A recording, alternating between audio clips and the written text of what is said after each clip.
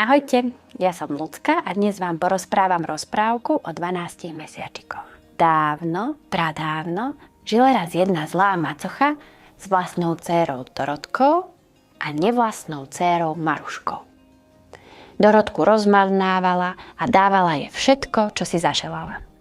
Marušku však nemala rada a nechávala ju robiť všetku ťažkú prácu od rána do večera. Maruška bola dobré, usilovné dievčatko. Nikdy sa nesťažovala, vždy sa usmievala a robila všetko, čo jej macocha prikázala. Aj keď bolo vonku zima, aj keď fúkal studený vietor, Maruška pracovala bez reptania. Jedného zimného dňa, keď sa zem prikryla hrubou snehovou perinou a stromy stáli ako biele sochy, zavolala macocha Marušku do izby.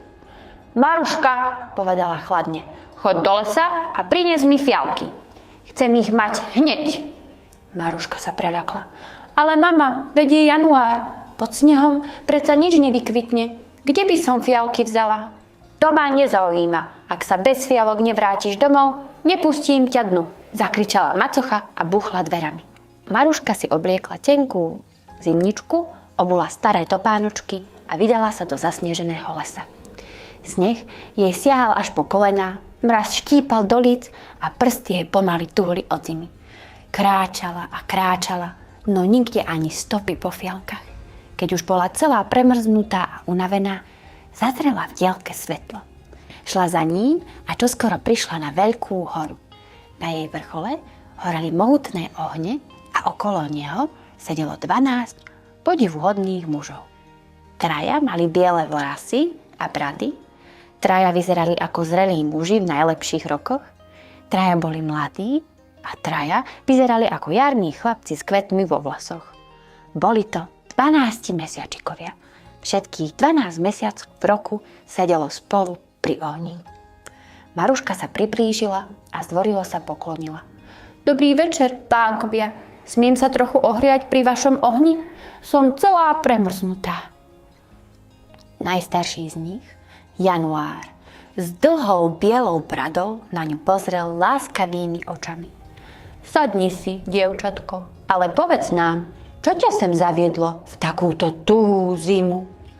Hľadám fialky, povedala Maruška smutno. Viem, že je to nemožné, ale macocha ma nepustí domov bez nich. Mesiačikovia sa na seba pozreli. Potom Január vstal, vzal svoju palicu a odovzdal ju mladému mesiačikovi s vencom fialiek po vlasoch. Brat Apríl, daj nám chvíľu slovo. Apríl sa postavil k ohňu a 3-krát ním zamával. V tej chvíli sa stalo čosi zázračné. Sneh začal pomaly ustupovať, spod neho vykukovala zelená tráva a zo zeme začali vyrážať malé fialové kvietky. Celá čistinka sa pokryla fialkami a vzduch sa naplnil ich jemnou vôňou. Rýchlo natrhaj, koľko potrebuješ, povedal Apríl s úsmevom. Maruška ďakovala, natrhala plnú náruč fialiek a šťastná sa poponáhľala domov. Macocha a Dorotka oči vyvalili, keď videli čerstvé vonné fialky uprostred zimy. No namiesto vďaky sa macocha len zamračila a prikázala Dorotke, aby ich dala do vázy. O pár dní zavolala macocha Marušku znova. Tentokrát chcela jahody. Červené, zrelé a sladké jahody. V januári. Maruška si opäť obliekla tenkú zimničku a vybrala sa do lesa. Mráz bol ešte väčší ako predtým, no ona statočne kráčala cez sneh. Čoskoro našla cestu k veľkej hore, kde opäť horeli ohne a sedeli 12 mesiačikovia. Znova si tu, dievčatko, povedal Január s úsmevom. Čo hľadáš tentokrát? Jahody, povedala Maruška ticho. Viem, že je to divné, ale nemám na výber.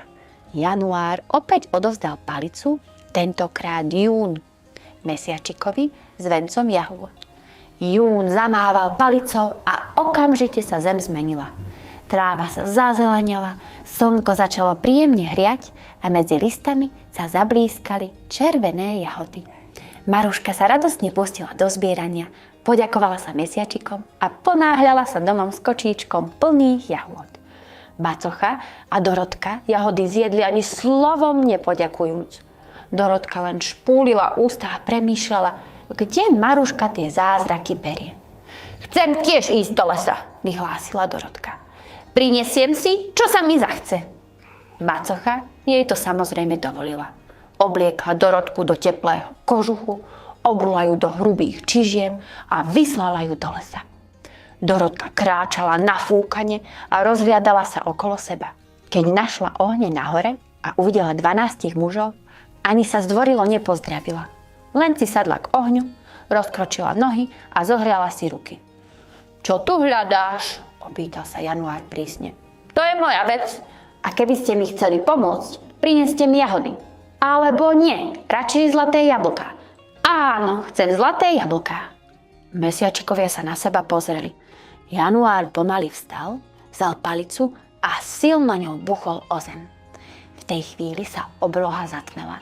Vietor začal vyť, sneh sa rozvíril do hustej metelice. Dorotka sa vystrašená rozhliadla, no ohne aj mesiačikovia zmizli. Bola sama v tmavom lese uprostred zúrivej búrky. Keď sa Dorotka nevrátila, vybrala sa ju hľadať aj macocha. No ani ona sa domov nevrátila. Maruška čakala a čakala, keď ani na večer nikto neprichotil a spokojne zaspala. Na jar sa dom stal jej. Zasadila záhradku, pestovala kvety a zeleninu a žila si šťastne a spokojne. A každý rok, keď prišiel apríl, záhradka sa ako prvá v celej dedine pokryla fialkami na pamiatku dobrosrdečných 12 mesiačikov, ktorí jej kedysi pomohli a ak nevybrali, žijú šťastne až dodnes. Tak toto bola rozprávka o 12 mesiačikoch a na budúce vám opäť porozprávam nejakú inú rozprávku. Teším sa. Ahojte.